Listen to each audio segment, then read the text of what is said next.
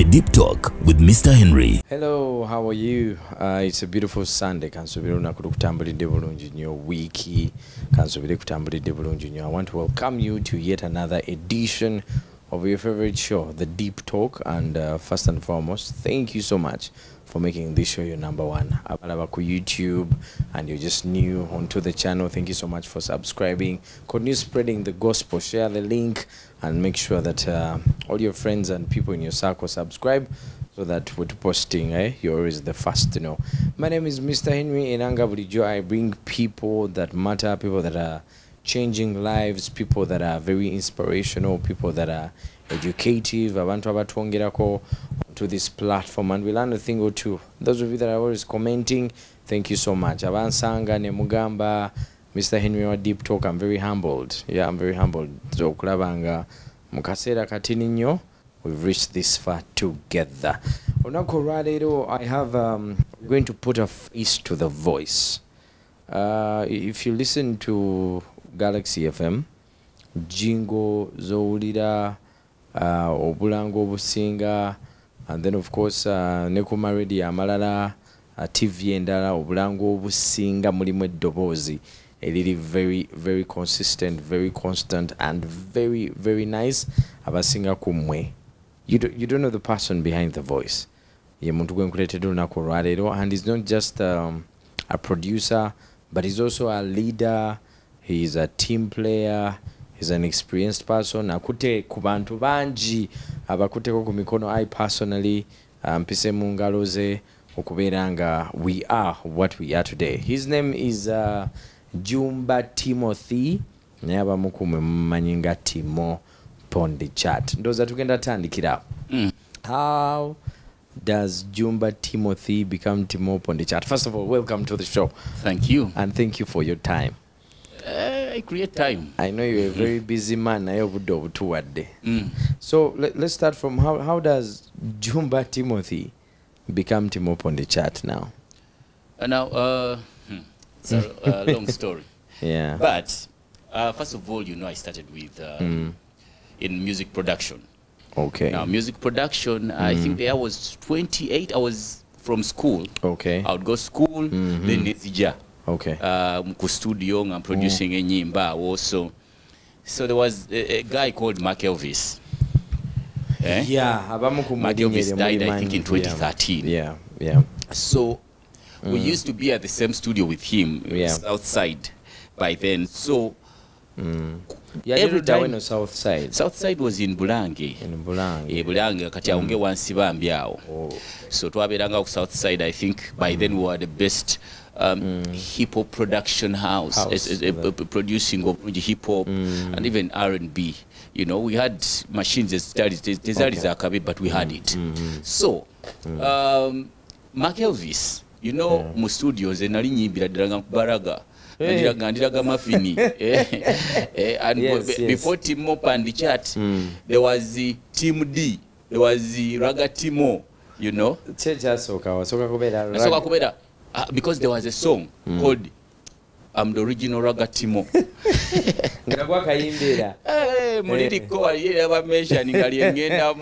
I'm the original Raga Timo. Yes. So that's cool, like senior one, Raga Timo, which kati nemala nenkyusa ningamba nze Team D anti kati mpulira ba Mega D, Raga D, D bebaliko. So I was like nze Team D.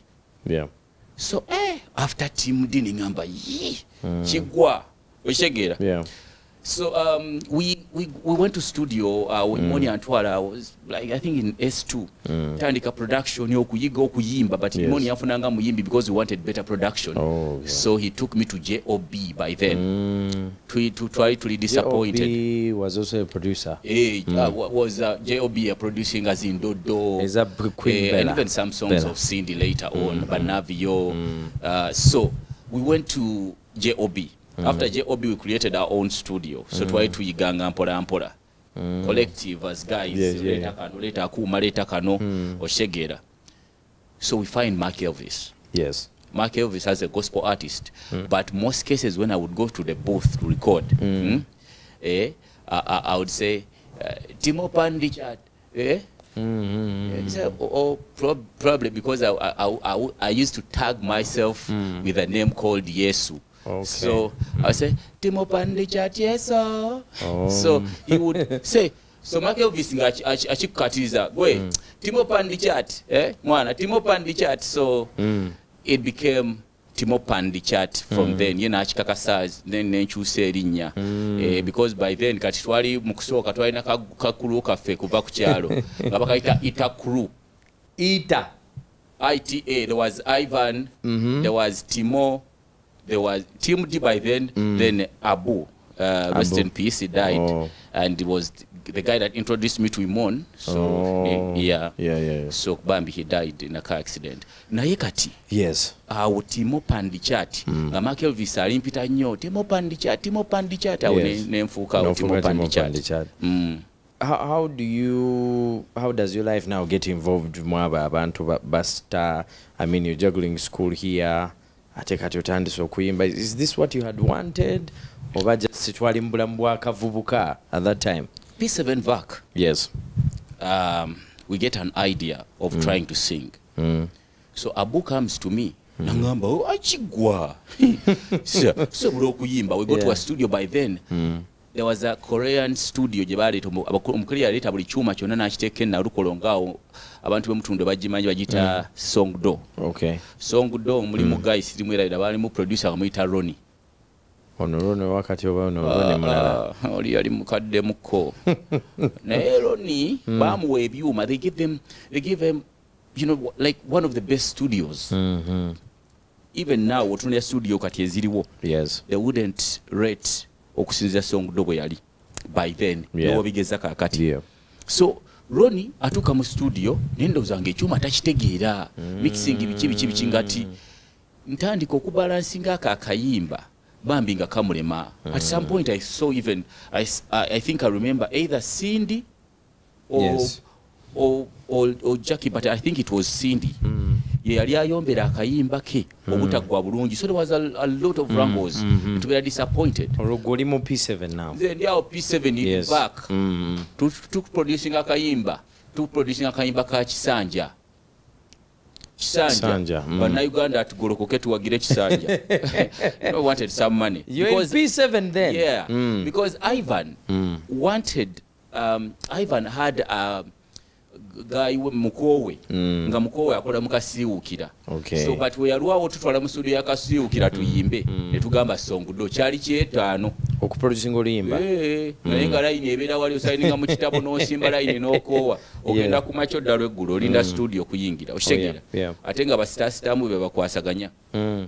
So when we were disappointed kati Abunga abaasanga nnyo Imoni kati nga ze nva mpa ku ssomero nali nsomera ku Agre ebonnamwaya mpa ku Agre ntambula nsanga nga nnyo Imoni ali obuki obunyeebwa oli oti was very friendly. So I was like guy ono bambi mulungi kati ngoledi yasanze Dani Abu.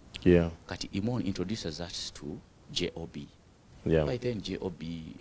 kati nga star producer. Washington baliwo, but Tony Rose baliwo, but J.O.B. was Dodo. J.O.B. would be like a producer that comes into like DiMario now. DiMario alongside Vanessimu. Yes. You know, but DiMario najanga a fresh kid yawa raga. Yali J.O.B. So after J.O.B. Imoni tufuna mukwano gwe bali bamitakalule. Aletayo emizindalo gye zaali sabuwufa ziri ennene. Yanazita natugatandika studio tufuna computer. Now we start a studio because Imon was from Buloba. They had ngabula banti abana be buddo babayita oba Budoria ni wabiki. Now there was ababuloba bali bayita by Xerian. Okay. So we started Xerian Records. Kitegeera. Imon Pro. Olwantandise ebyuma nenze nsoma. Okay.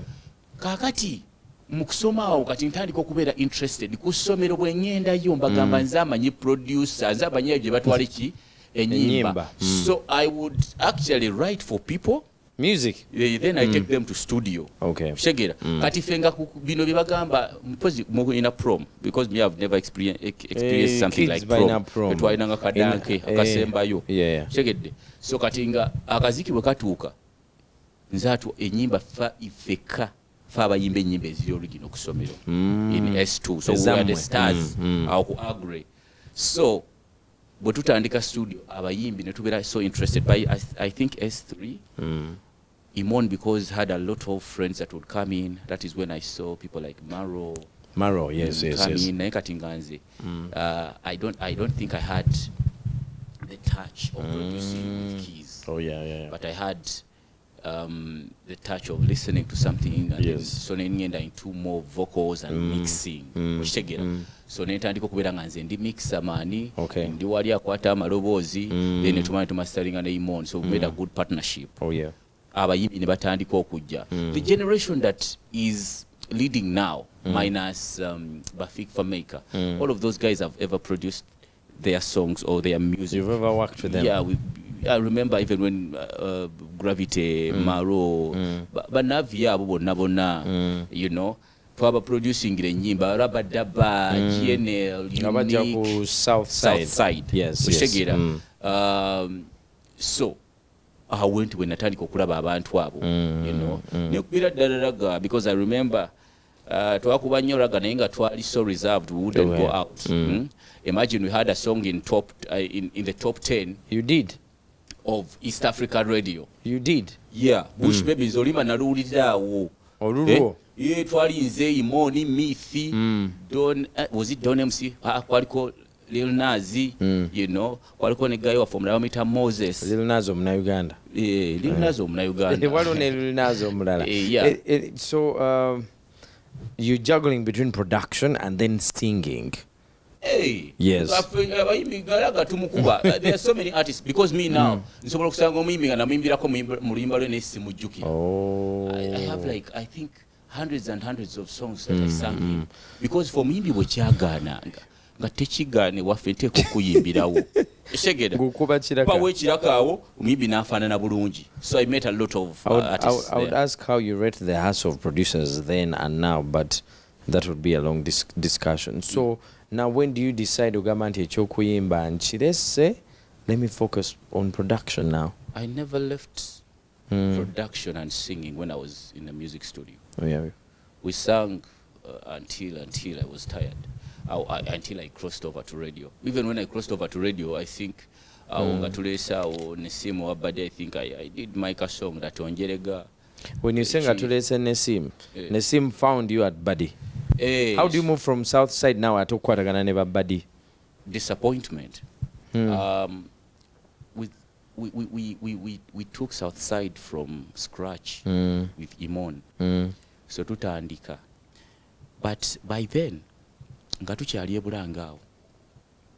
we saw someone that was brought in by Maureen. Maureen is Epas's assistant manager. Maureen atweetera big up on yourself, Maureen. Omuwala bamuyita Gloria. So when Gloria bwe yajjamu ebintu ne bikyukamuko, Gloria alinamu kasente. So Gloria n'ateekamu sente, you know, we saw a lot of things. I'm telling you, by that age, I think I was like 17. Yes. Naye nzi nayitamuko ku sente ng'emitwalo nga 5 ejaddo. Kandule bulungi. Ebyaddala. Nejempitamu. I was young, I couldn't do anything. But I saw money. I saw things that abantu ibibitiwa, you know. I passed by the biggest roadblocks. Where does the disappointment come in from now? Now, so Gloria comes in and she puts in a lot of money. So she takes us to her home in Congo. Congo, DRC? Yes. Okay. We go to Gundi Bajita province, Bajita Lubumbashi. So tuli nyinyonyi wano mbyokusaga. Me, my first time to get a visa. Tufuna visa bichi tugenda Congo, bichi tuli nyinyonyi. So when we get to Congo, man, do you know these guys abaja kunyonyi nti? So a big guy has come kunyonyi. So the baba kiriza kuyita mu mugundi eyo. Bajita ki je bayitamu? Temuyite no arrivals arrivals simanyi check in. No, banamawulira okunyonyi. Okay. Ne moloke zitulina nga zitulindidde awo. Gamuzenga ba star. So we become stars when we unknowingly we are stars. So the girl is telling us you are going to be stars, big stars.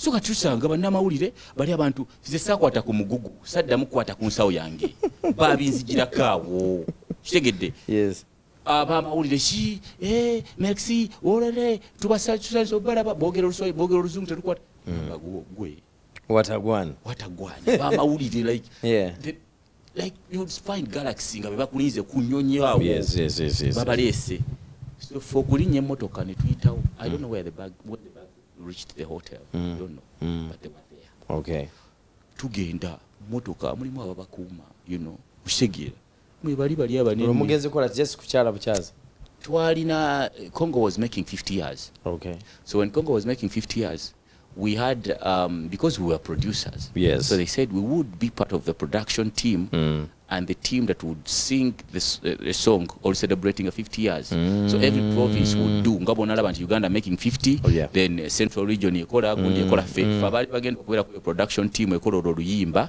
n'okuyimbamu oshegera so nga tuyinayo ne show ya bookings yeah show ya fair ya $50 and $100 wow but we stayed there for 2 months it was a long man bitabukireyo kati you know tufuna sente tukola chife when we were coming back we actually twakwata Buddy by then was the biggest videographer cinematographer here abakola zi video yeah Buddy music yes Ruchamuzi Bashi twakwata Buddy ne tumuteeka ku nyonyi ne tumuleta na filming abuli chetukola not video just him abakole mu documentary who's the biggest now Sasha Vibes could be Sasha ayo ne yabani mukwate mutwala abere kugwe ngakola documentary kugwe ya fuluma documentary je erito gino simanyi Buddy yali abuzabuza muko ku bintu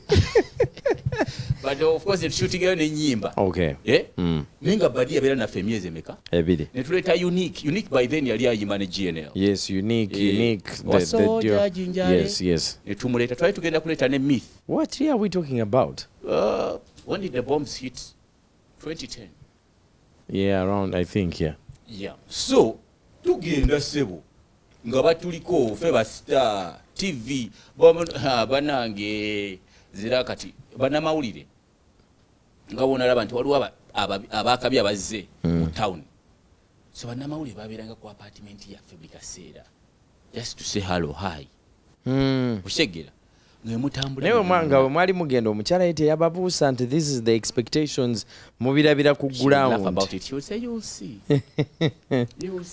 kati muvayo di tuvayo after 2 months so we said let us pay by then if you panga Buddy subira twamuwa milioni 10 na video hizo kwa milioni ngire mu kitu twamuwa milioni I think 15 yes it was big money by now so let's go some banga mu decent akanjiko atenga naye abadde having a life you know spent on tumuwa fene tugamba sente zaffe zaali nyingiko netugamba kati ffe twagala studio yaffe efuuke studio eki kabi we are not taking any penny let our money go back to the business kati tutumie ebintu okuva France tutumie okuva we twali bijje bitusangeyo big cameras big bichi era if you see now videos like talk and talk eyaba radio mama ajikola that the camera yajikwata eyo Buddy yali ajikola because we were now we were working with Buddy you had partnered with him now yeah so kati eyo camera yajikwata nga camera lunga ya kabi twagireta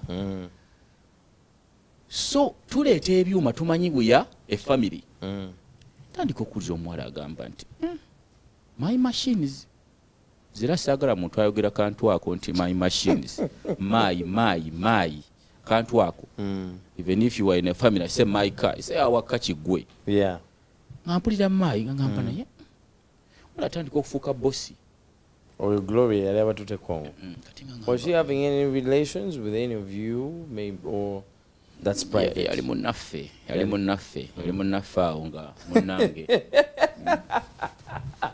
bwenywawo kajuice okitegeera munange nga mutabuvwa yes so Bambi yatuyamba nnyo naye yafuuka so protective so protective and so demanding and so bakita batyanga atufuga bossy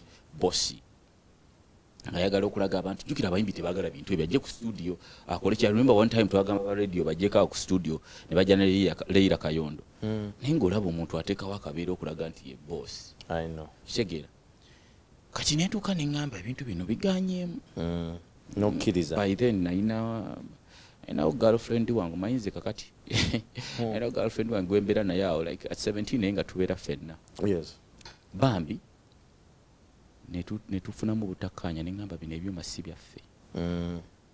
That is now 2012. So one guy came to me balumita Dav MC nali nti kati Gloria natandika okusibawo studio ng'agenda n'ekyali wange gye basula jukira tusebona n'atujja natwala mu nyumba enene Nansana agenda ne bakyali bange kyali wange ne bakomawo ku makya kati nga nze mbalinda jukira alibad like 6 mbanzi okusemba njagala kukola mixingira amatu gabeera tewaba disturbance si bontuuka kisumuluzo okirinda badde n'ekisumuluzo bakugulire boy nga n'ebyo nebimala nabiteekamu okusente kitegeera tetwali bulungi so netufunamu obutakkaanya I decided etambula ne muganda wa Imon, she's called Joan penetandika okupangisa ewalala by then nali nkolamuko ku bayimbi ku dreadlocks wali osiba nviiri nze nabigaawo weya you see me I had dreadlocks so yeah there's a picture I did like the look of the hair and how people do hair unnaturally like omuntu akola enviiri nete nga tozitegeera nga tizikwatagana so we found out a new way of just doing hair the natural way tuzizinga tuzikola kinga abantu bangi rambala bakyalina enviiri zange ze nabakolamu kuba kati abantu baboonoona ngabaani ba empu abo bamala abo twabakolanga bane nati oyo naye twamukolanga enviiri awo kyakawo yatandise okubaganiza empu abo okitegeera so nosiba enviiri kati ebyo byagundi kati ntandise awo kati ningamba kati nze omuwala ne mugamba omanyi engeri sisobola kulemwa went with Joan ng'enviiri tuzisiba tuzikola ki but nemala nentuuka kati awo kuyimba olwo nno nga otandise obivaamu mpolampola ndi mu nviiri awo so Badi naye nga bambi yekyanze nawe wamulemye Badi n'agamba Badi naye yali akyali ku south side before yali signed under ffe under you guys south side Epas okay Epas nga ali signed under ffe kati naye ngaawo ye passman oba nga tanafuuka Epas yali passman Epas was Badi passman was the other way so nga tumusayininze awo Epas wali because Epas was friends with us Maureen oli gwe the sister yajja naye nga Epas yajja kulaba Epas byayimba she has been bambi supportive so if I look at her now and seeing Epas grow she has been there from nakasete katono stereo yete yaliwo nyonyo stereo kati obuzibu bw'abalenzi babira ne ego stereo yine yali agala kuyimba but I would tell stereo nti munnange gwe tosobola nga stereo yanyigira muze mugamba tasobola kuyimba aba stereo tosobola kuyimba naawe kitegeera bireke kati stereo n'agamba tiimu yannemesa music ye n'agenda mu good life nagende waba radio kati stereo oyo biseera ebyo nga bambi naye yali yeeyiya agagala kuzula future ye so stereo ye yali eri waba good life nga yababbirako Epas yamugamba abasajja bafulumiza oluyimba good life ebiseera ebyo nga kyetukola buli omu geegiyo opimira good life na Swangs Avenue production good life of course Fenon yao baliwo bangi but good life Swangs Avenue good life ebiseera ebyo Washington gyali baliyawo so wetwasanga Epas ngolininga amulese Epas ntumusayininga then Badina agenda ne Epas Badina atandika Badi music wali mpozi bali machindi awo ku kibulo kiyumba oyambukirawo ba Waiki benda nga tebanaba kujjamu omwo. Waiki came later in like 2015. Thank you so much for watching. We're still with Jumba Timothy, Timo Pon Dchat, and is still taking us through his journey. Let's take a quick breather for Nakumazi. When we come back, we're still diving deep into his story to vow.